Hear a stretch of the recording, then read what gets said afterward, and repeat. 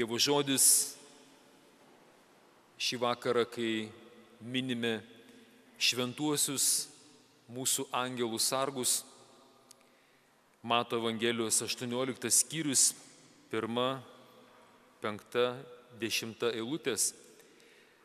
Tai dar kartą priminimas kiekvienam iš mūsų, kaip Viešpats vertina savo vaikus, tai reiškia tave ir mane.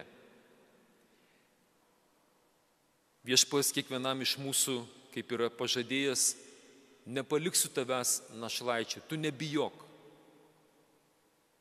Tu esi daugiau negu ten žvirbliai ore, negu ten gėlės laukose. Jeigu aš, Viešpats, rūpinuosi tokiais antrailiais dalykais, kažkokiais žvirbliukais, gėlytėmis, uodais, paukšteliais, žvėreliais, tai žino, kad kiekvienas tavo plaukas yra suskaičiuotas. Ir nei vienas, kaip sakė Jėzus nesykį, nei vienas ne tavo plaukas nenukrenta nuo tavo galvos mano nepastebėtas.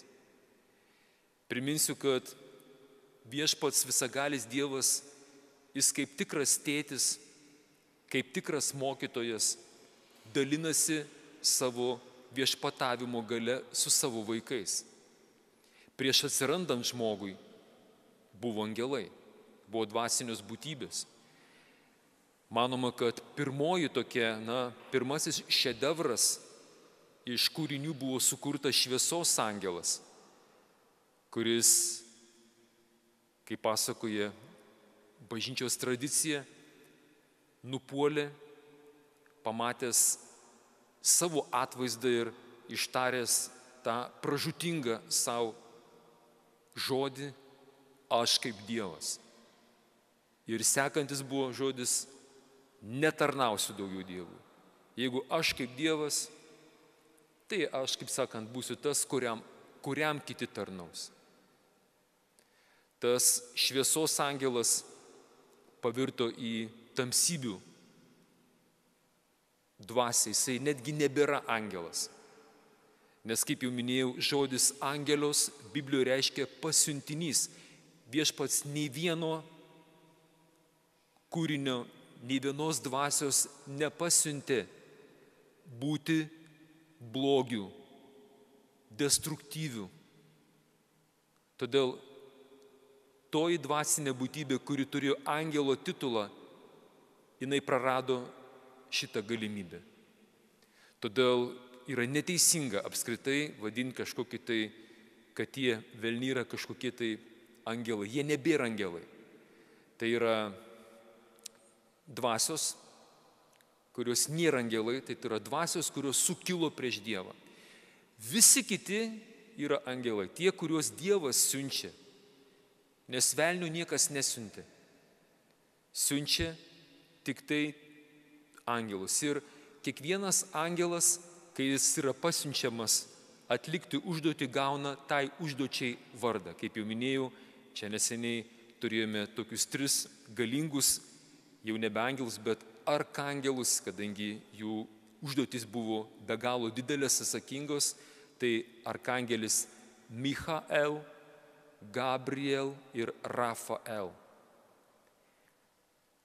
Michael, kaip įsiverčia į lietuvių kalbą, kas kaip Dievas, Gabriel, Dievo galybė, Rafael, Dievas gydo. Kiekvienas iš Dievo būtybių pasiųstas kiekvienam žmogui, kai mes gimstam, tas leliukas, kuris jau užsimezga motinos įsčiose, jau tas angelas jau jis ten, kaip koks, kaip koks satelitas aplink motinos išės, taip skrieja pastoviai, skrieja tenais, globoja, saugo, kad kas nepakenktų, nes tai yra jo, tas jau pradėtas, ta ląstelė jau pradėta turi savo angelą sargą.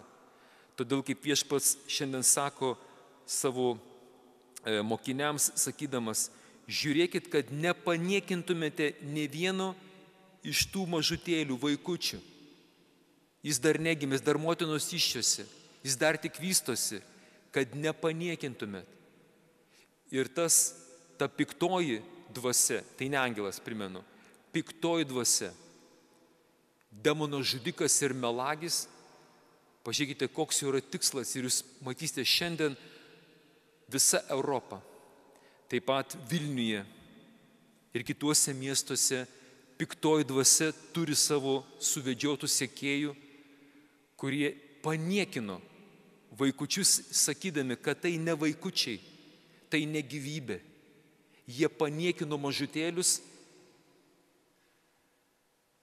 ir tuos angelus, kurie tų kūdikėlių, tie, kurie kūdikėlių saugo ir kurie mato dangiškojo tėvo veidą. Čia yra labai labai rimta. Nežinau, ar kas nors matys, klausysis iš tų, kurie šiuo metu yra vyriausybėje, kurie laikinai, taip kaip ir tiems angelios, toms dvasioms laikinai duodama užduotis, pasiuntinybė būti švietimo ministrais, ekonomikos ministrais, sveikatos ministrais. Noriu, kad jūs dabar mane išgirstumėt.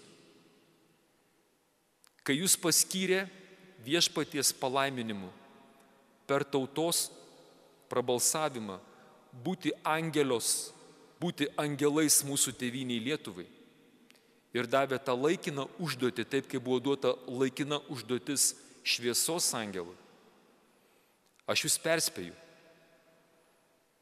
brangus ministrai, visi, kurie esate gavę šitą galią būti gydytojais, o ne žudikais, tėvai, motinos, kurie gavote pasiuntinybę būti tėvais kūdikiams, siunčiu jums grėsmingą perspėjimą. Jūs atsakysit prieš Dievą lygiai taip pat, kaip šviesos angelas atsakė ir vis dar kenčia, kuris sukilo prieš Dievą ir paniekino mažutėlius. Tai yra taip rimta, rimčiau negu kad jie gali įsivaizduoti. Kiekvienas iš mūsų esame pakviesti būti angelais vieni kitiems. Kaip jau minėjau, dangiškasis tėvas dalinasi savo valdžia. Jam negaila šitos planetos Žemės, jam negaila visatos. Jis džiaugiasi, jūs tik sugebėkit suvaldyti situaciją. Mums tiems, kaip sakant, neišmanėliam vaikučiams, sako, tiems mažutėliams, kaip kitaip pavadinsi žmogų, jis yra kol kas mažutėlis. Nors tam mažutėliui yra 80 metų, nors tas mažutėlis užima prezidento pareigas kažkokioj galingų valstybė, jis vis tiek yra mažutėlis. Nes be angelų, be jų pagalbos priskaldytų tiek malkų. Ir aišku, sugeba tie, kurie, čia kaip rašo pirmame skaitinė iš Išėjimo knygos, 23 skyriaus 20-23 eilutės, sako viešpats, aš pasiųsiu angelą pasiuntinį, kuris eis pirma tavęs. Mielas prezidentė, mielas ministrė, Seimo nariai, miesto merė, įstatymų leidėja, prokurorė, teisėjau, kas ten tu darėsi, policininkė, kariški, saugumo darbuotojai. Noriu, kad išgirstum. Prieki tavęs viešpats siunčia angelą, kuris eina pirma tavęs. Jis saugos tave kelyje ir nuves į vietą, kurią yra tau paskyręs. Viešpats perspėja, kokias tu pareigas beužimtum, tiesiog drebėk. Skaitykis su tuo angelu, klausykis jo balso. Tu neprieštarauk jam. Jis nepakęstų, jeigu pasipriešintum, nes jame mano vardas. Prisimenat, kaip sakiau, Rafael. El tai reiškia viešpats. Rafa gydo. Dievas gydo. Kas kaip Dievas? Dievo galybė. Ir viešpats šiandien tiek valdantiesiems, tiek esančiams valdžioje, tiek ir kiekvienam iš mūsų, kurie esam tie gavę savo pareigas, tėčiai, mamos, aš kaip kunigas, kaip brolis pranciškonas, kaip krikščionis, man yra sakoma, kad ir mano priekyje irgi eina angelas. Ir jeigu klausysi jo balso ir visą darysi, ką tas angelas tau pasakys, tuomet aš būsiu tavo priešams nedraugas ir prispausiu tavo skriaudėjus. Toliau vėl užbaigė 23 eilutė. Pirma tavęs mano angelas žengs.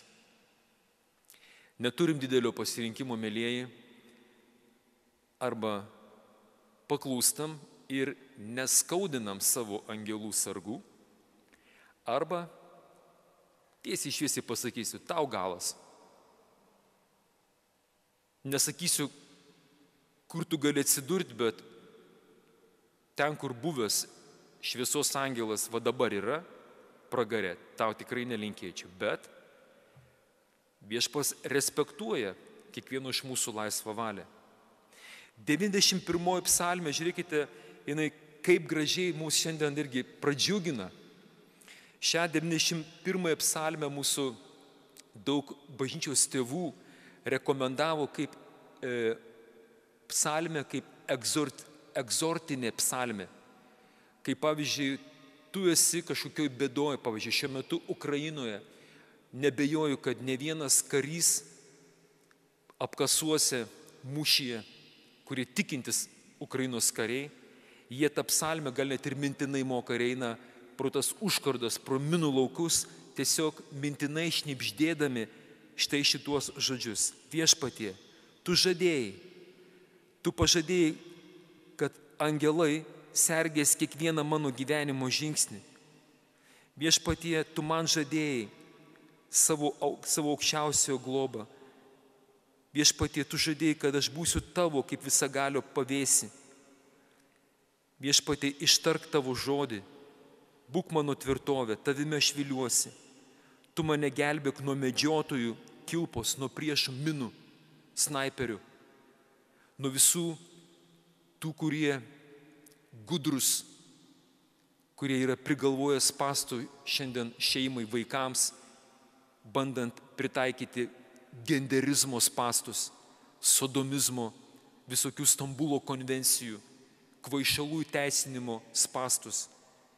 Viešpatie, gelbėk mane nuo tų medžiotojų, tų demonų kilpų, kurie neša mirtį ir marą. Viešpatie, tu man pažadėjai, tu mane dengsi savo plunksnom, po tavo sparnais aš slėptis galėsiu. Pažiūrėkit, fantastiški tekstai. Tik tai užduosiu klausimą, kada paskutinį kartą jį naudojotės? Amen. Šiaip tie, kurie yra tikinti žmonės, kurie sekate paskui Kristų ir sekate Viešpaties angelų kariuomenės nurodymus, tai yra katalikų bažnyčios nurodymus, jūs šią psalmę skaitot kiekvieną sekmadienį vakare, per naktinę. Ir taip pat tie, kurie myli Dievo žodį, ši psalmė iš tiesų turėtų būti kiekvienos dienos giesmė. Ir tegul šį angelų psalmę, aš jos kitaip negaliu pavadinti, tegul tampa ne tik jūsų, bet jūs irgi dalinkitės, papasakokit apie tą psalmę, kad ją reikia kartot nuolatos. Nes Viešpačiui patinka tavo tikėjimas, sako, be tikėjimo negali patikti Dievui.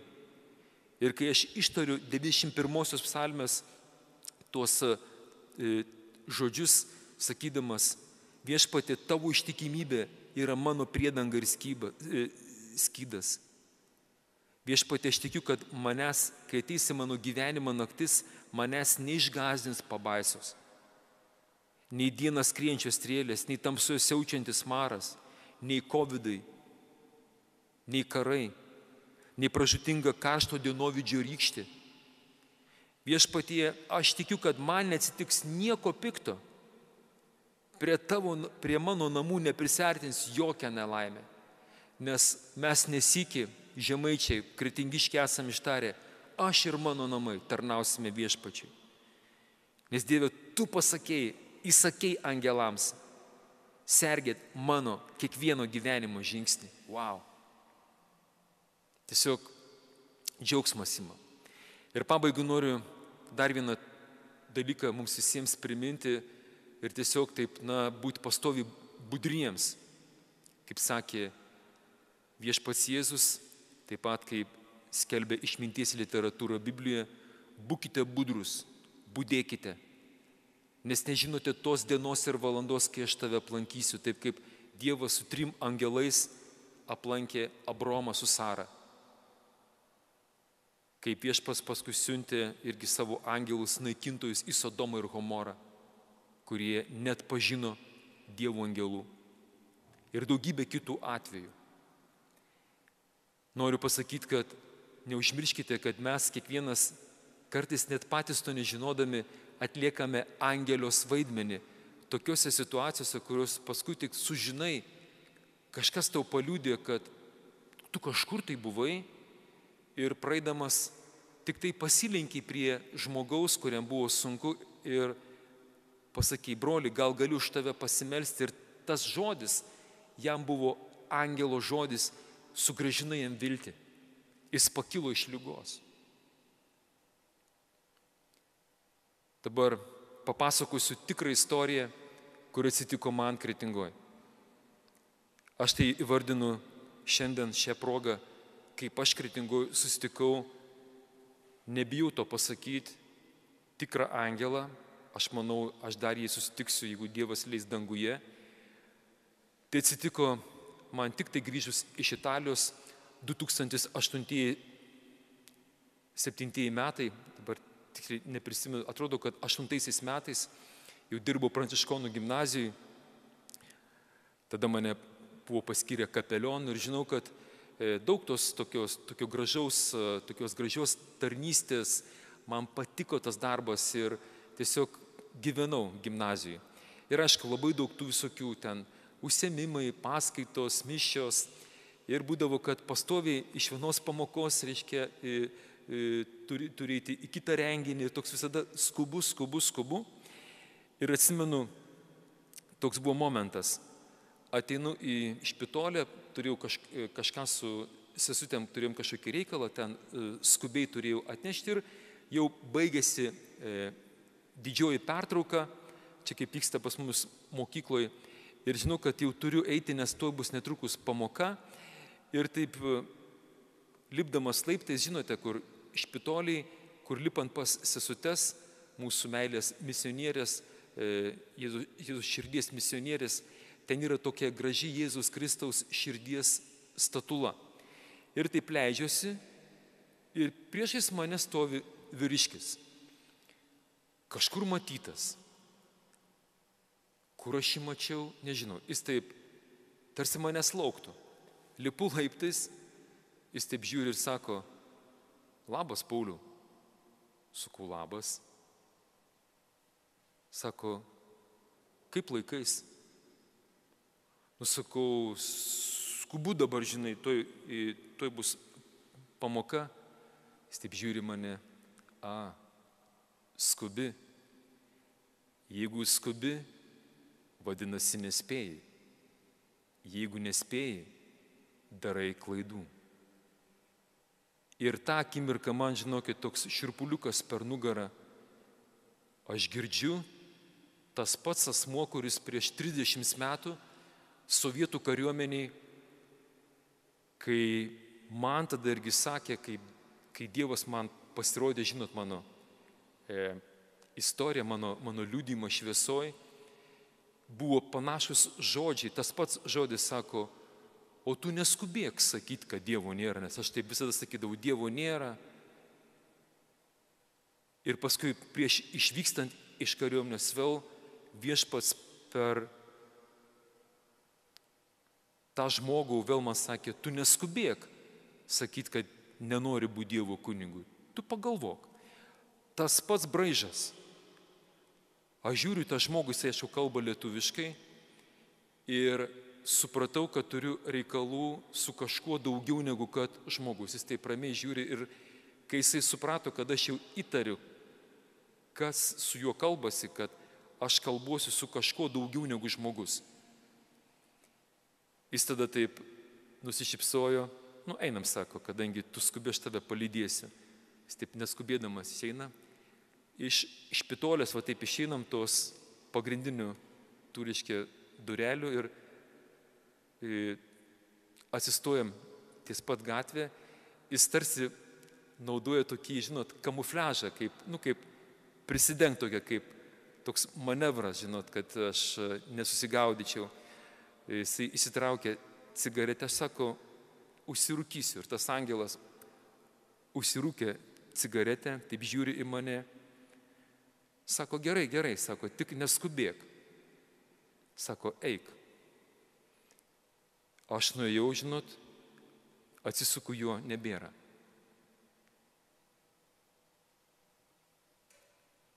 To žmogaus niekada daugiau aš nemačiau. Jis mane pažinojo, vadinasi, galbūt kretingiškis, bet ne. Bet jo akis man kažką, tai yra kažkoks buvo labai man artimas, kai jisai su manim kalbėjo, man nebuvo jokios baimės, bet toks tik širpuliukas, kad čia kažkas vyksta daugiau, negu aš savo protų suvokiu. Nes jisai nežinojo mano susitikimo su Dievu, nes tai nebuvo tas, aš kuriam buvau pasakojęs. Bet jisai identiškai, kaip prieš 30 metų, kai jisai supažindino su Dievu, kaip jis man pasakė, ko Dievas iš manęs nori, tas pats braižas. Sako, neskubėk. Ir žinau, kas po to atsitiko. Kaip tas angelas, jisai perspėjo, sako, tu neskubėk. Paskui buvo 3 avarijos. 3 sykius apsiverčiau su automobiliu. Ir po to aš supratau, ką man, kaip sakant, žodžių nepaklausiau, sako, žiūrėk, kad klausytum. Nepaklausiau ir aš nebėjau, kad visus tuos 3 atvejus liko gyvi žmonės, viskas gerai baigėsi. Todėl kviečiu šiandien kiekvieną iš jūsų, būkite budrus. Tiesiog stenkitės kiekviename žmoguje, kokį be susitiksit, kažkas prieina. Ypatingai būkite budrus, kai pamatote vargšus, sergančius, tokius apleistus, kažkur gulinčius pakelėse, man tokiu atveju irgi yra buvę. Čia daugiau dar galėčiau pasakoti. Taigi, mylėjai, kad jūs pabūkite angelais, nes kaip Viešpats sakė, paskutinė teismo diena, aš teisiu kiekvieną pagal tai, kaip atpažinote ar net pažinote mano aplankymo metą. Buvau išalkęs, tu manęs nepamaitinai. Buvau ištroškęs, nepagirdai. Buvau nuogas, neprengiai. Sakysiu, kadagi Viešpatie? Viešpats Jėzus sako, ko nepadarai vienam iš tų mano mažiausių, tų mano mažutėlių ir man nepadarai. Ir kitoje vietoje, sako, žiūrėk mano džiaugsmą, broli, sesė. Buvau išalkęs, tu mane pamaitinai, ištroškęs pagirdai, nuogas aprengiai. Buvau paliktas vienas. Tu mane aplankiai. Tu mane aplankiai, kai buvau ligonis, kai buvau kalinys. Kadagi Viešpatie? Viešpats sako, nori pažiūrėti filmą apie angelus. Žiūrėk. Ką padarai vienam iš tų mano angelų, man padarai. Amen, aleliuja.